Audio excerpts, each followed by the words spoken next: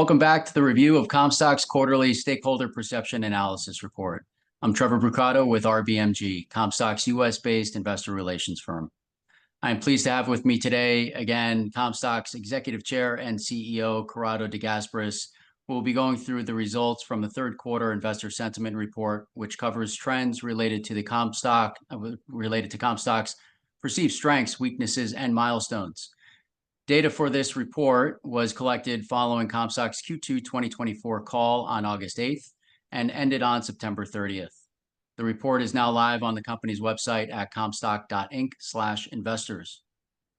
For those new to the story, Comstock has emerged as a leading innovator of breakthrough decarbonizing technologies that are now enabling the energy transition by delivering solutions that efficiently convert underutilized natural resources into renewable energy products. Comstock is currently commercializing 3 dedicated businesses: Comstock Fuels, which converts woody and woody-like biomass into the highest yielding, lowest carbon renewable fuels; Comstock Metals, which recycles end-of-life solar panels in Nevada with zero landfill impact by reusing 100% of the critical metals and materials; and Comstock Mining, which owns one of the oldest gold and silver mines in the US and is focused on expanding its resources and economic mine plans in conjunction with its investment in GenMat, which is a physics-based, generative AI-enabled mineral discovery technology. Comstock Inc. is listed on the New York Stock Exchange American under the symbol LODE, trading at about 50 cents, with an average daily volume of about 5 million shares and a market cap of nearly 100 million. Before digging into the report, please note this discussion may contain forward-looking statements that are subject to risks and uncertainties that may be out of the control of Comstock and should not be construed as a recommendation or solicitation to buy or sell any security. For Comstock's full disclaimer, please visit their website at comstock.inc. Lastly, RBMG is not a registered investment advisor or broker-dealer. For more information on us, please visit rbmilestone.com. Now for the housekeeping and everything behind us now. Corrado, welcome back. Thanks for having me, Trevor. It's wonderful to be here. Corrado, let's start with some of the top highlights here from the report. So we had 114 investors who participated in the Q3 survey, of which about 94% expressed that they're current shareholders. It's also worthwhile mentioning that 18 of the participants fall within the top 50 shareholders, excluding management and board. There were some interesting changes this quarter compared to all past reporting periods. Over the last quarter, Comstock has made some material progress across its businesses, which may have supported the reason why now 18% of investors think Comstock has no weaknesses. This is up from 4% in the Q2 report. There was also a decrease in all major weaknesses categories. But let's hone in on the top concerns investors are having. Although there was a slight decline in Comstock's credibility as a perceived weakness, it is the topic investors are still most concerned about, sitting at 47% of the participants. Also, another top concern chosen by 46% of the participants is Comstock's exposure to multiple pre-revenue startups in different business segments. Corrado, can you provide a little color on this? Yeah, so first let me say these results have and continue to be very valuable for us. Understanding what our investors' perceptions are and what is most important to them is an incredible feedback loop for us. And we continue to try to ensure that we're communicating as effectively as possible and prioritizing the things that they're telling us are concerns. So overall, this was one of the most pleasing or gratifying changes in perceptions.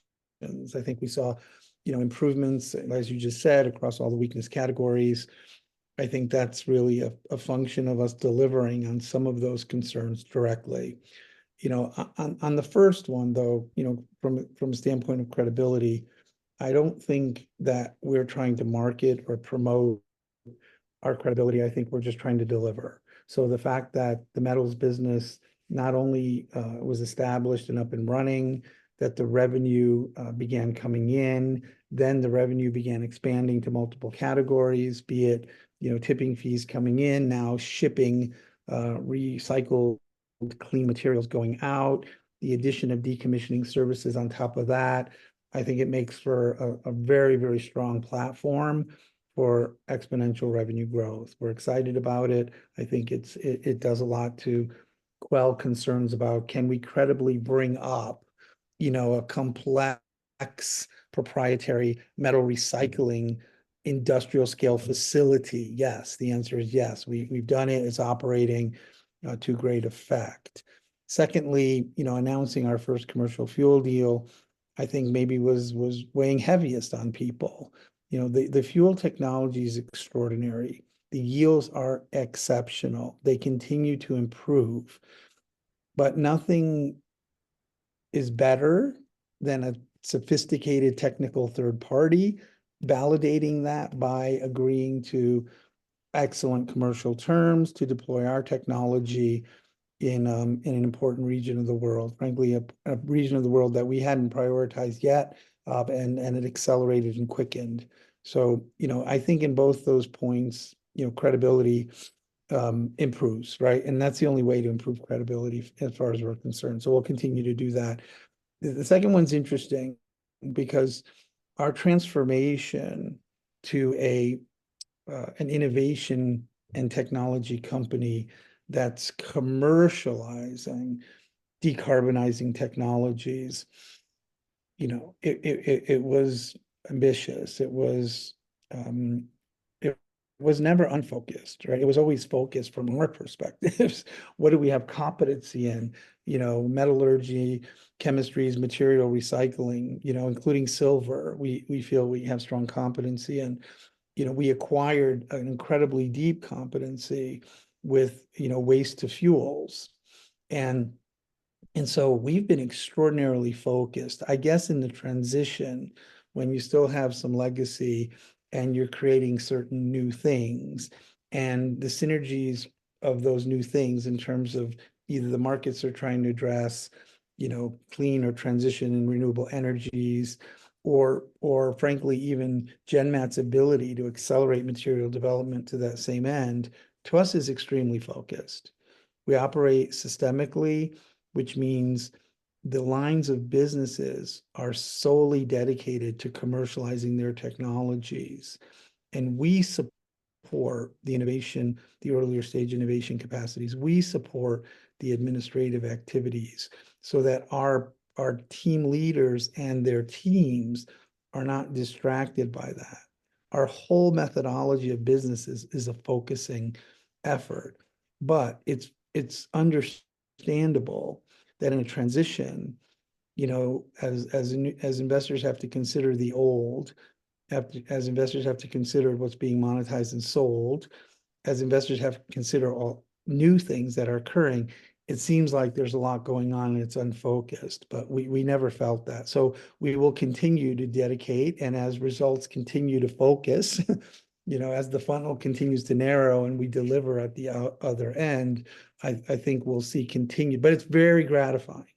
It's very gratifying to see improvements, even though there's still meaningful emphasis on those things. There should be. We will continue to focus on those things, and I think we'll continue to improve our results in that regard, and then, of course, the perceptions associated with that. Well said, Corrado. And it also speaks to the management and board category, as well as competition during this period were less of a weakness during the reporting period. Another area that I do want to hone in on is there were some results here on the noticeable positive change in sentiment related to Comstock's focus on the decarbonization technology sector. 52% of investors originally thought that this was actually a weakness back in Q2, but now the number is down to only 6%. There's also direct correlation on this topic in Comstock's perceived strengths, as you will see in the report. So, Corrado, can you provide an outlook on the total addressable market in each of your business segments, being fuels, metals, mining?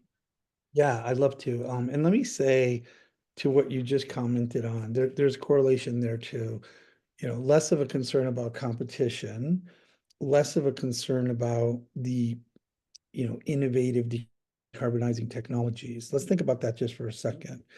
If we're diving into a pool of conventional activities, and there's a lot of people doing the same thing, and they're, then we're gonna have a lot of competition.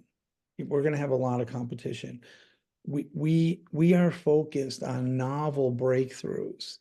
We are focused on innovations that are doing things that haven't been done before. So it makes sense that before we started commercializing these two lines of businesses, people would be concerned about these technologies. Well, they're novel. Well, they're new. Do they even work? It sounds too good to be true. Those kind of discussions. But the truth is, we're focusing on massive markets where there's major bottlenecks, there's major problems in those markets to successfully commercialize. Now, when you look forward to something that big or something that challenging, you have concerns about the tech. As I said, now that we're commercializing, those concerns have dropped. That's great. But interestingly, you have less competition. You have less competition because you're doing something that's truly novel. So let's talk about each addressable market that we now are commercializing novel technologies in. In the case of fuels, the liquid burn globally is massive. You can see that just by the fact that there's 250 billion gallons of liquid fuel burned a year in the United States alone. We're looking at a subset of that, which is the 16 billion gallons that the United States alone incents for advanced biofuels. But the number globally is many, many, many multiples of those numbers. I mean, it's almost unconscionable to imagine how you could have such a big market. 16 billion gallons in the United States alone would be 120 to 140 facilities based on our current yields. That's tremendous, tremendous business opportunity for us that we're going after. Now, as we focused on the United States, we see capital pools forming all over the world. This is because the demand for these advanced biofuels is real. The demand for sustainable aviation fuel is exploding. When Asian countries, when European countries, when US cities, when South American countries and cities are demanding that sustainable aviation fuel hubs be built, capital is pooling around it. And then when they look up and say, what technology can actually meet the specifications of a sustainable aviation fuel, which is a majorly decreasing carbon impact, like more than 50, 60% reductions in carbon impact. And what technologies also have sufficiency of feedstock to supply that low carbon solution? We only see one. We only see one. So the Australian opportunity that accelerated on us, we were working on it for quite a while, but we always thought it to be either secondary or tertiary in priority. The capital pool did a leapfrog.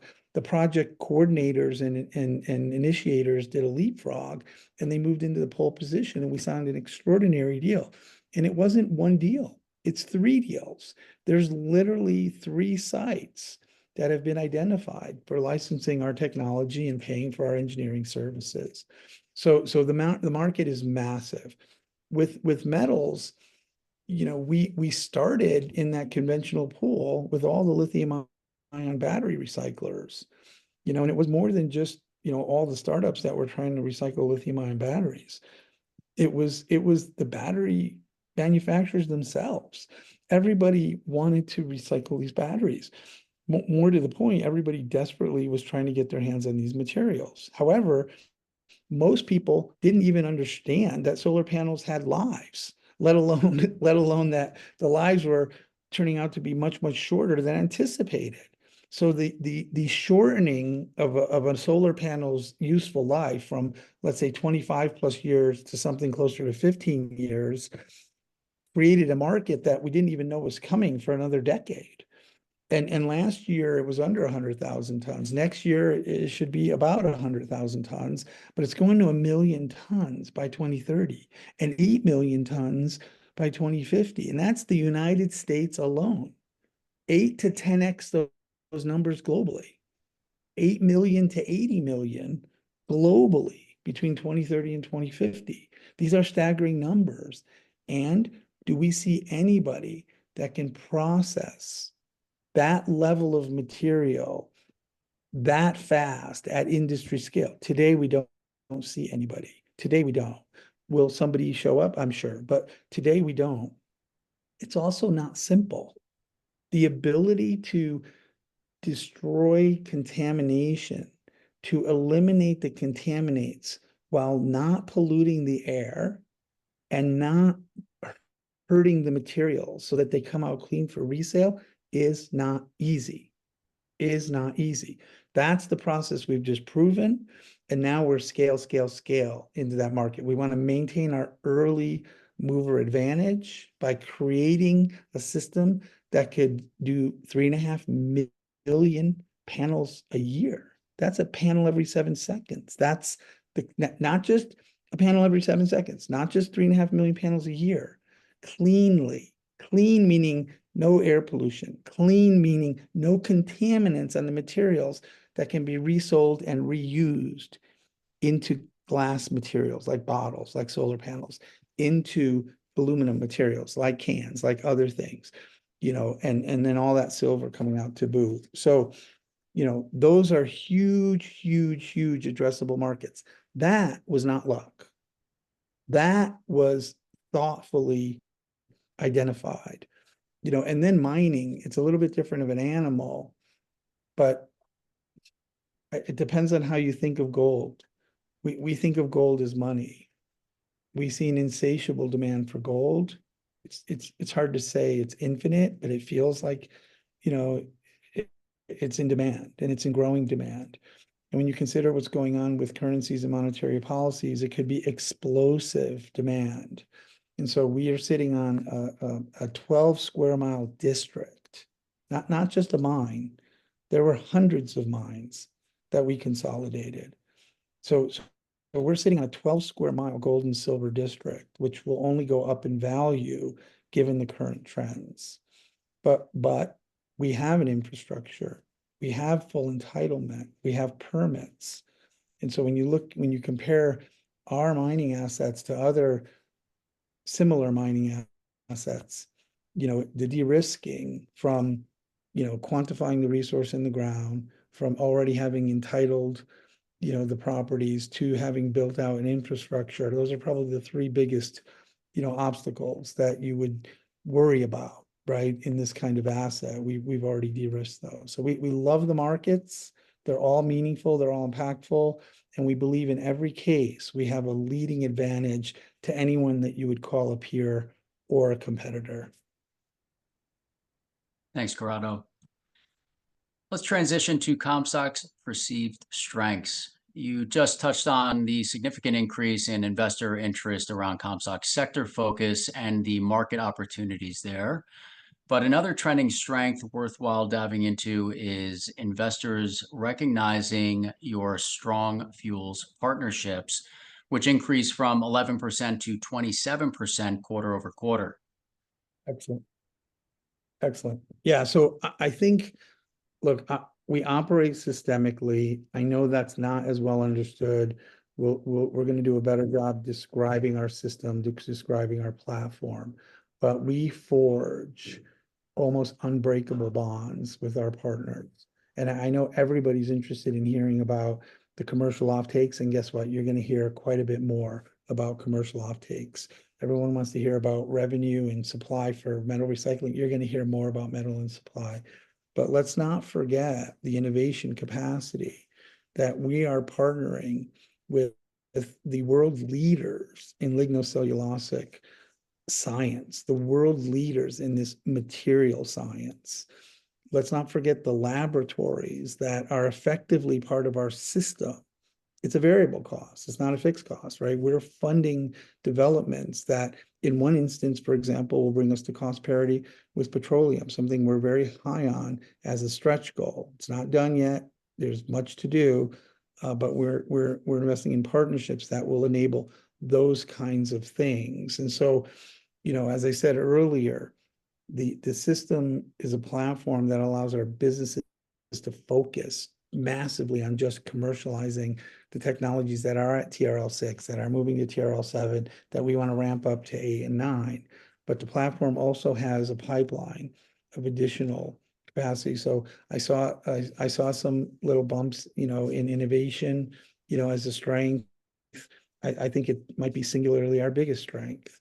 And that'll become more and more evident, as we continue to add to this system and add to this network. It's a big system, it's a big network, even though many would still perceive us as a small company.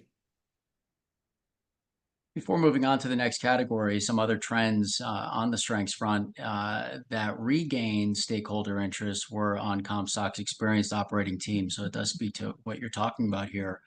So with past success bringing technologies to market, that the team has certainly been making some strides, and your innovations platform that develops engineers and commercializes hard technologies are certainly areas that seem to be top of mind for investors. So good to see on the strengths front. Let's now To that, cover. Go ahead. to that point, the strengths, when you think about how regulatorily complex, managing waste materials and converting them into clean resellable materials are, you acknowledge that part of the strength in management is our health, safety, environmental competencies, especially in the state of Nevada, but not just here, Oklahoma, Wisconsin, across the country. When you think about building large scale refineries, biofuel refineries, and you acknowledge that our fuels chief engineer has built over 20 of these biofuel refineries in the last 17 years. When you think about the independence of the board and the breadth of their competencies, from fuels all the way to electrification, cybersecurity, artificial intelligence, it's an extraordinary platform to build on. It's not luck, right? We're building a foundation purposefully for something much bigger. The structure that you guys have built is not let's just say normal for a public company, and you guys are really proving this out. So it's exciting to see, at least from my perspective. So kudos. Let's now move on to Comstock's trending milestones. For those listening, participants are only able to select one milestone they're currently looking forward to the most. Over the past year, Corrado, Comstock's fuels business has remained the top milestone. 48% of investors who participated in this report are looking forward to seeing the commissioning completed on the first commercial demonstration scale facility. Second to fuels, well, it's somewhat even across the board, but I'll put the ball in your court on how you want to address the various milestones that we have here. Sure. So yeah, fuels, some people might say it's the 800-pound gorilla. Like it really feels like a 10,000-pound whale to us. It's big, as I mentioned earlier, capital pools forming, us getting a capital commitment to build our first demonstration facility was joyous. It's one of many capital pools looking to fund similar and or bigger facilities, right? They are coming. They are coming. The money is there, the demand is there, the priority is there, and people are figuring out, you can say slowly but surely, they are figuring out that we have the leading technology, and it's not just the leading. It's not just the leading by a lot. We're future-proofing it with the innovation network. We're future-proofing it with the innovation pipeline. So people can conclude that we're the leader. People can conclude that we're the most profitable. In many cases, they're concluding we're the only thing that can deliver SAF in any quantities, okay? I'm not saying others can't do SAF, but look closely at what they're doing, right? They're converting some ethanol to SAF. That's great. That does not a supply chain make, okay? The supply chain is much, much grander, much, much bigger. Our technologies enable the entire supply chain. So you're gonna, keep fuels directly on your radar screen. You're gonna see more commercializations tied to more capital pools, tied to more projects that are going to continue, and it's not just going to be in the United States. It's extrapolating very, very quickly. As we saw with SACL, we'll continue to see in Asia, in Europe, in South America. So we're very excited about that. Feedstock is a big part of that solution. And so there has been a bit of a reallocation of focus now that the commercial agreements are coming to fruition to, site selections, feedstock securements, if you will, and offtake agreements. So you're going to be seeing some or all of those things being announced as we go forward, in the fuels business. It's happening, and it's very, very exciting. So I think, for fuels to be at the top of the list, it should be at the top of the list. It doesn't dismiss, the other markets. They're also big. They're also happening very quick, but fuels is much, much bigger. As for the strategic investments, other investments, there's the category of realizing value from existing investments in GenMac, Reliant shares. Yeah. Other investments are monetizing non-mining lands and investment in Sierra Springs Opportunity Zone Fund. Those are right in the middle of the stack here among metals as well. Any commentary on that? Absolutely. We're moving forward on monetizing the real estate. That's moving forward. We're happy to move that forward. It'll be a meaningful amount of cash for the company.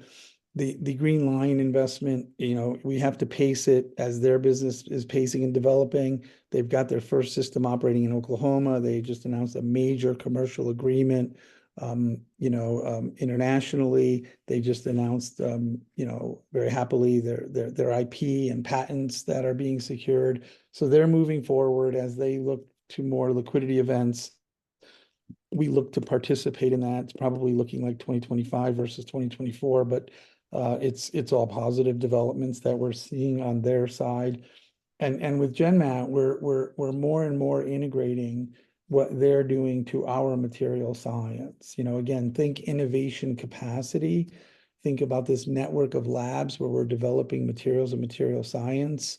We still would take the position, as we did when we first invested in GenMat, that if you're not using artificial intelligence, to accelerate your innovation, to accelerate your material breakthroughs, you're not going to be at a disadvantage. You're going to be a dinosaur. So we like GenMat as a business. We like GenMat commercializing with third parties. It puts us in the forefront of all the major scientific material developments that are going on in the world with the most progressive thinkers. And of course, it becomes commercial. That's exciting. It's valuable. As well as, making sure that we're using it and we're enhancing our ability to accelerate materials, which really was foundationally the thesis day one. We don't want to be a dinosaur. Far from it. Thanks, Corrado. Well, I'll put the ball back in your court for any final comments you'd like to leave investors with. Look, the third quarter was very eventful. It was very impactful. We were thrilled with the commercialization of metals and the revenue contracts that continue to increase. We were thrilled with the first major commercial announcement on fuels representing 3 projects. And how could you not be thrilled, if not maybe a little spooked, by the explosion in gold and silver prices? So we feel like we're extremely well positioned, as we spoke, with extremely large markets, and we're commercializing. It's not gonna, we're if anything isn't evident, if what should be evident is we're moving forward, in every line of business, full force. And so we look forward at the end of October to providing, the more financial update, financial results, and hopefully, some more updates on the business. Thank you, Corrado. And to all Comstock followers, thank you for your interest, patience, and support. And thank you to those who participated in this survey period. We look forward to keeping you all posted on the company's progress here, the third quarter webinar that will be coming up towards the end of this month, and on any upcoming quarterly sentiment reports. We do look forward to keeping you posted on all the above. If you have any questions, please feel free to reach out to ir@comstockinc.com. Again, that's ir@comstockinc.com, or you can schedule a call in the module at the bottom of the Q3 report. Thanks, Corrado. Thank you all. Talk to you all soon. Great day. Bye-bye.